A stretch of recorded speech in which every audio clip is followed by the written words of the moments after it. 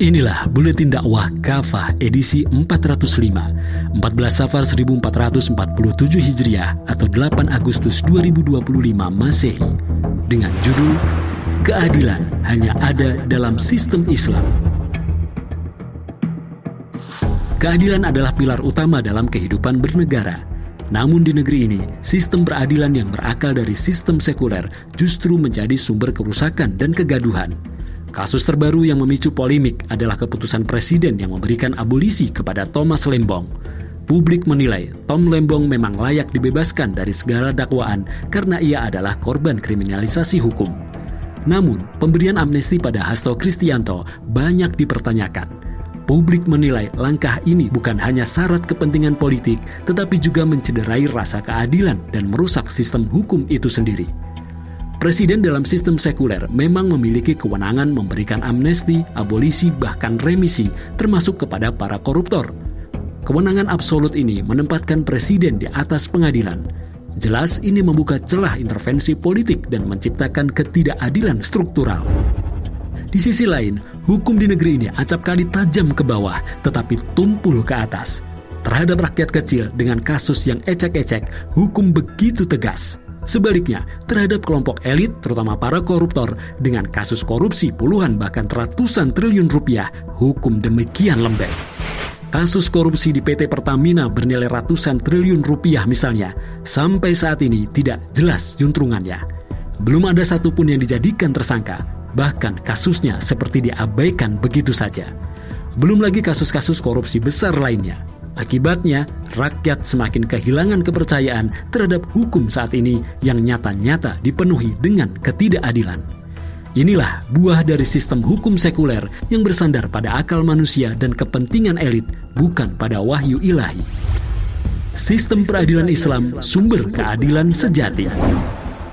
Islam memiliki sistem peradilan yang kokoh, adil, dan terbebas dari intervensi politik. Sistem ini dibangun di atas iman dan takwa. Sistem ini bersumber dari wahyu Allah SWT, bukan dari hawa nafsu dan kepentingan manusia. Allah SWT berfirman dalam Quran Surat Al-An'am ayat 57 yang artinya, hak memutuskan hukum itu hanya ada pada Allah. Dia menerangkan kebenaran dan dialah pemberi keputusan terbaik.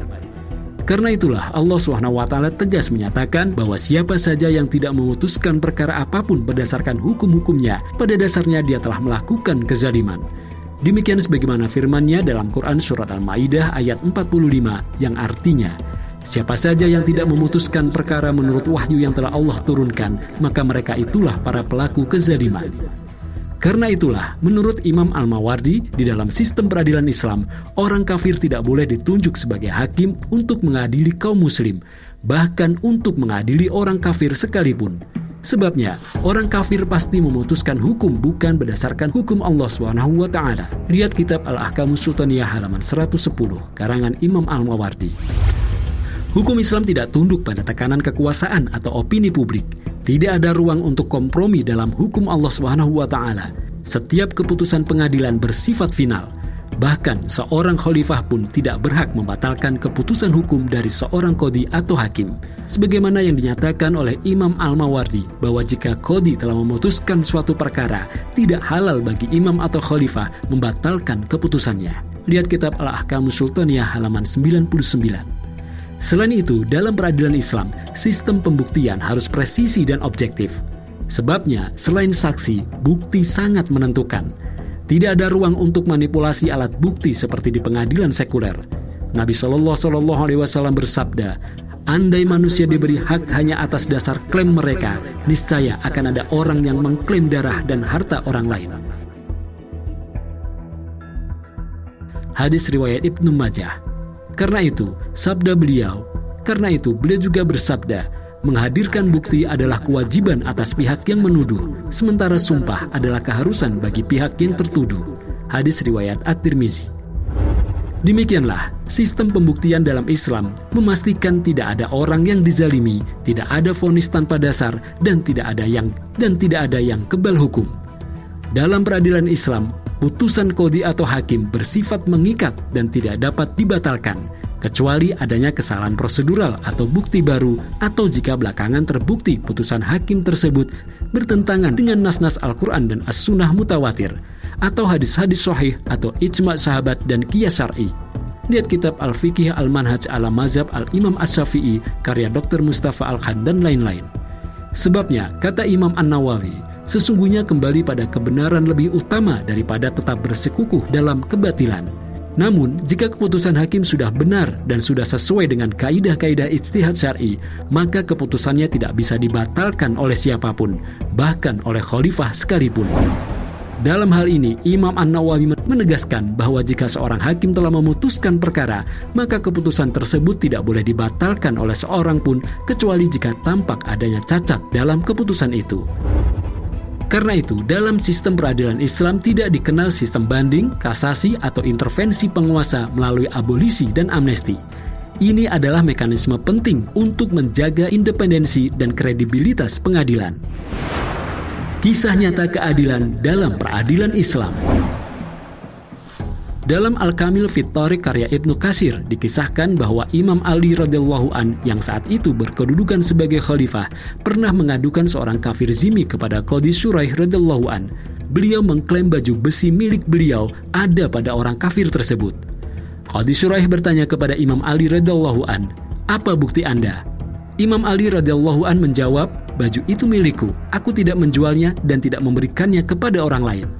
Imam Ali radhiyallahu an lalu menghadirkan salah satu putranya untuk memberikan kesaksian di hadapan hakim.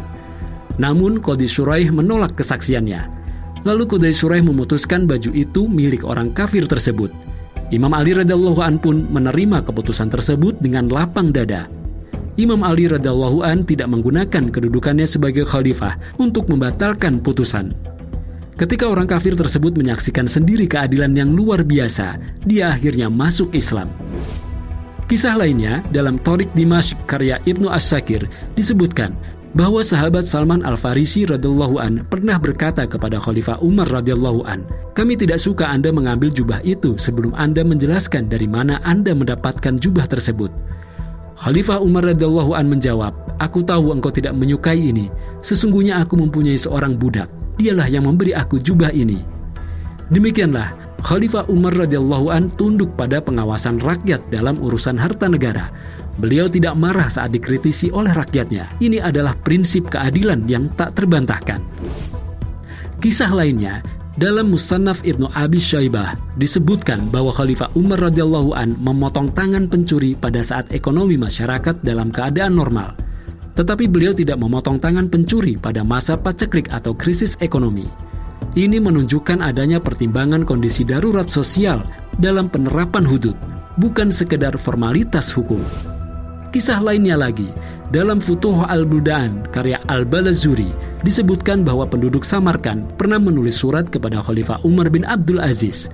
Dalam surat itu disebutkan bahwa pasukan Qutaibah tiba-tiba memasuki dan menyerang negeri mereka tanpa peringatan atau seruan untuk masuk Islam lebih dulu.